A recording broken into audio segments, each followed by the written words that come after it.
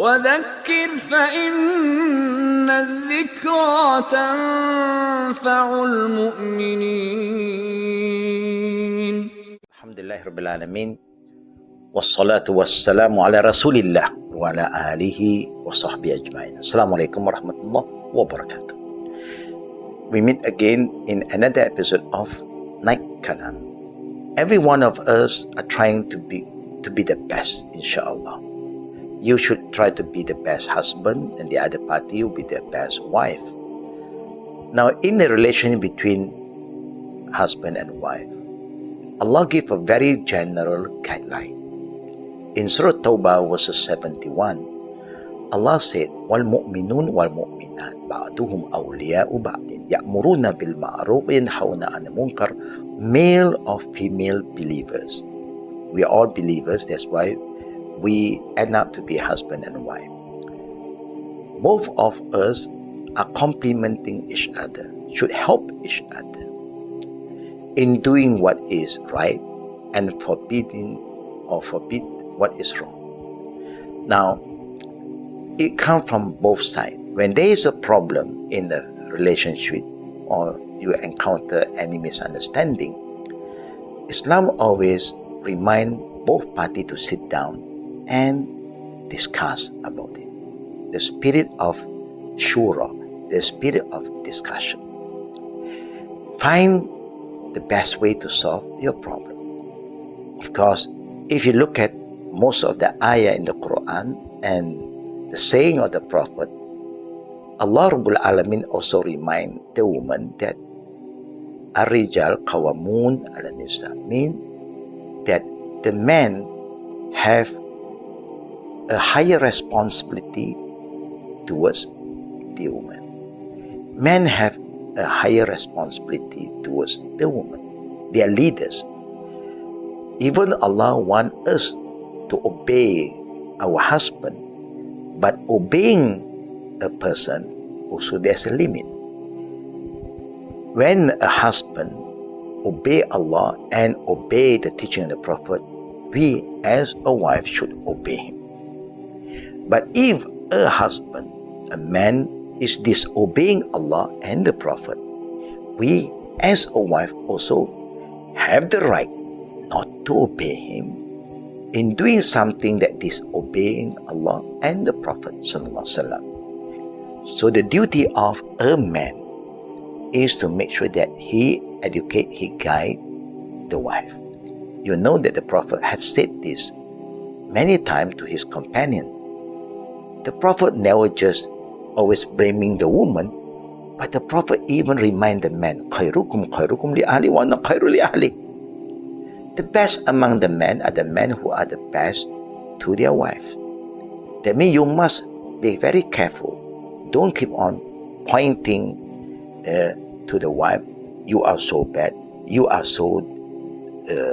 lacking in this, lacking in that. There's nothing good in her. You are not supposed to do that.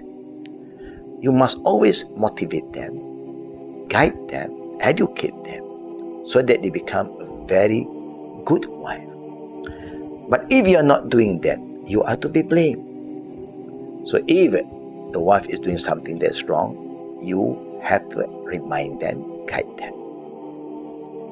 Do not just blame them and then punish them. But in giving advice, brothers and sisters, you all must remember, when the Prophet ﷺ said, Adinu nasiha, the important thing is your intention. Are you humiliating her? Are you belittling her for her weaknesses? You're not supposed to do that. You are doing that purely for the sake of Allah. Then the way you advise her or talk to her must be guided by the wahyu, the revelation, the book of Allah, not following your desire, your anger. No.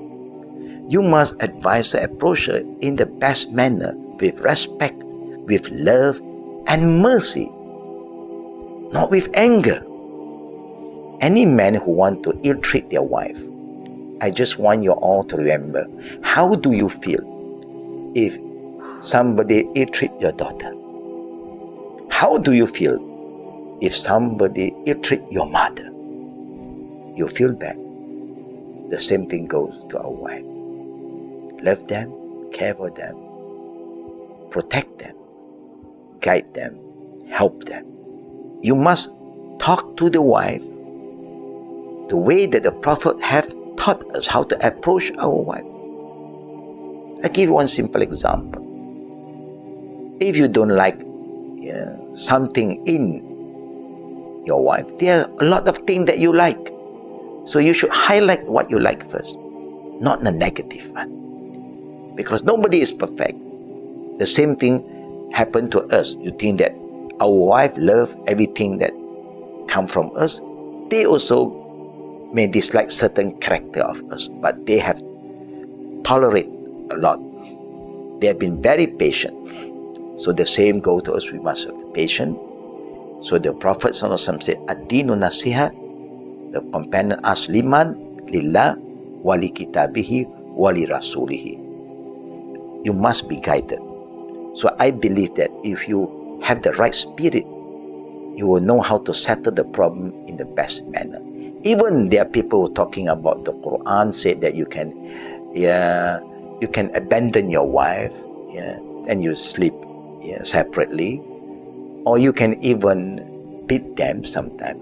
But look at the Prophet ﷺ. He is the best example for all of us. Allah said, لَقَدْ كَانَ لَكُمْ فِي رَسُولِ اللَّهِ أُسْوَةٌ حَسَنَةٌ. Indeed, in the Prophet, he have the best conduct for all of us to follow. Did any of the wives, the Prophet don't have only one wife. He have many wives. But did any of the wives say that the Prophet put his hand on them? No. Never the Prophet beat any of the wife or show disrespect. He may be silent when he is very upset, and immediately the wife will sense something is not right. Then they will quickly approach the Prophet and humbly say that, no, forgive us if there's any shortcoming from us. And the Prophet also always pray for the wives. She's very patient, very loving, and that is the best approach for us. Not to misuse the word of Allah, and without checking into our weaknesses, our wrongdoing, we are blaming all this on our wife. That is very unfair and very wrong, and that is zulm. So may Allah protect all of us, brothers and sisters, and may Allah give us the patience, the wisdom to understand the word of Allah properly, that we are here to help each other, but not to punish and to pass judgment to anyone. May Allah protect us and help those who help each other for the sake of Allah, and also may Allah shower His mercy upon those who show mercy to one another, especially between husband and wife. Amin ya Rabbil Alamin. Wabillahi taufiqi wal aqri da'wana walhamdulillahi Rabbil Alamin. Assalamualaikum warahmatullahi wabarakatuh.